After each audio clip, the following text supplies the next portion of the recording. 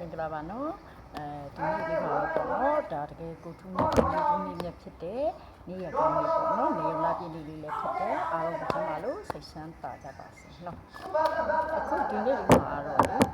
အိမ်ကနေထွက်သွားတဲ့ကိုယ့်ရဲ့အိမ်တောင်ပေါ့ကိုယ့်စီကိုပြန်လာနိုင်မလားပြန်ပြီးတော့ဆက်သွယ်နိုင်အောင်မလားပေါ့နော်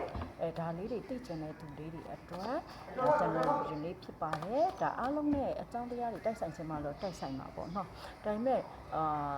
ဒီဗီဒီယိုလေးကိုမြင်တဲ့သူလေးတွေထဲမှာတော့ပေါ့နော်ကိုယ့်ရဲ့အိမ်တော်ဘက်နဲ့ကိုကအစမပြေမှုလေးတွေဖြစ်နေတဲ့ကိုတိုက်မှုလေးတွေရှိတယ်အိမ်ကနေထွက်သွားကြတယ်အဲ့တော့အိမ်ကိုပြန်လာနိုင်အောင်မလားပြန်ပြီးဆက်သွယ်မှာလားသူနောက်တစ်ယောက်ရနေလားဆိုတော့မိကွန်းနေအားလုံးကိုဒါကြည့်ပြီးတော့မှဖြစ်ပါတယ်နော်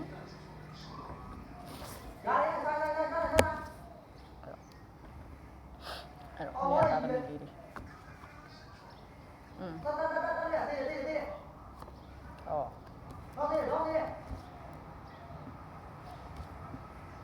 အခုပေါ့နော်ကိုနဲ့အဆက်အသွယ်တွေပြတ်သွားတယ်ပေါ့နော်ကို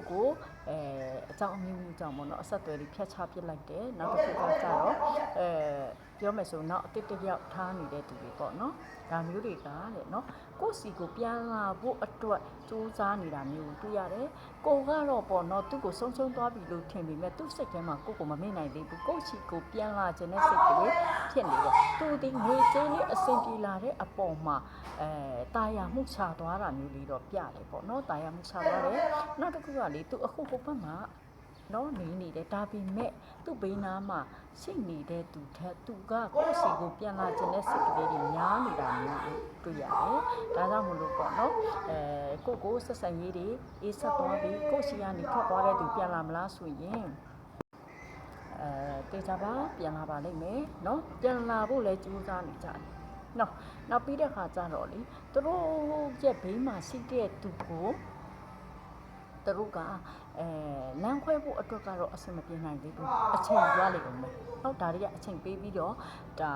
ပြောမယ်ဆိုတော့အချိန်ပေးရအောင်ပေါ့နော်အဲ့တော့နံပါတ်1အနေနဲ့ပေါ့နော်အများကြီးလာမေးကြတယ်သူတို့ရဲ့အိမ်အောင်ဘက်တွေမှာအသက်ရှိနေလားဆိုရင်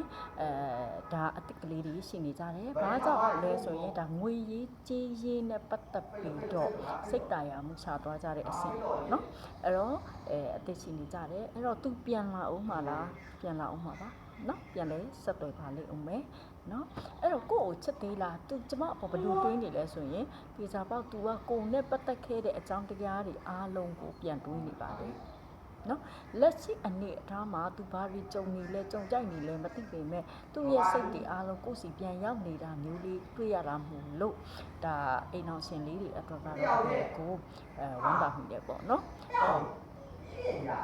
တချို့ဆိုရှိတယ်နော်ဆက်ဆံရေးတွေဖြတ်တောက်ပြစ်လိုက်တာရှိတယ်ဒါပေမဲ့အခုသူတို့ကကြတော့ပြန်လဲရှင်တန်ထားမြောက်ခြင်းကကလေးကြားထားတဲ့အတွက်ကိုယ်စီမှာထွက်သွားပြီအပြီးထွက်သွားပြီလို့ကိုကထင်မိမဲ့သူတို့တွေပြန်လာဖို့ရှိပါတယ်နော်အဲ့တော့ကိုယ့်ရဲ့ခွင့်လွှတ်မှုတွေကိုလည်းသူတို့တောင်းခံခြင်းစိတ်ရှိနေပါတယ်တဲ့နော်ဒါကတော့ဝမ်းသာစရာပါအဲ့တော့ဒီဗီဒီယိုကိုကြည့်ပြီးပြီဆိုတာနဲ့ဒါအိမ်အောင်ရှင်မတွေပဲဖြစ်ဖြစ်အိမ်တော်တဲ့အမျိုးသားတွေပဲဖြစ်ဖြစ်ပေါ့နော်ကိုအိမ်ကဖခင်ကိုရည်တက်ပေးတာလေးလောက်ပါပန်းဖြူလေးတွေကပ်ပါကိုယ့်ရဲ့မိသားစုလေးတွေအများဆုံးပြန်လဲပေါင်းစည်းနိုင်ပါစီလို့စုကောင်းမှုလေးတွေပြုလုပ်ပေးပါရှင်အားလုံးကိုကျမလို့ဆက်ဆက်လာကြပါစေမိသားစုတွေအားလုံးပြည့်ပြည့်စုံစုံနဲ့ပြန်လဲဆုံစုနိုင်ကြပါစေရှင်ကျွန်မတို့နေမှာpersonal reading လေးတွေမေးချင်တဲ့သူများကတော့ပေါ့နော်ချက်ပေါက်ကဖြစ်စေပိုက်ပါကဖြစ်စေလာရောက်မေးလို့ရပါတယ်ညပူစောကဘယ်လောက်လဲဆိုပြီးမေးနေကြတဲ့သူတွေလည်းပြပြချင်ပါတယ်ပေါ့နော်ဝမ်းကွက်ချင်းကို3000ကျပ်ယူပေးထားပါတယ်3000ကျပ်ပေါ့နော်ဘာဖြစ်လို့လဲဆိုတော့ဒါလေးတွေကကြာဟိုလာမေးတဲ့သူလေးတွေအများစုကကလေးတွေလည်းပါလာများတယ်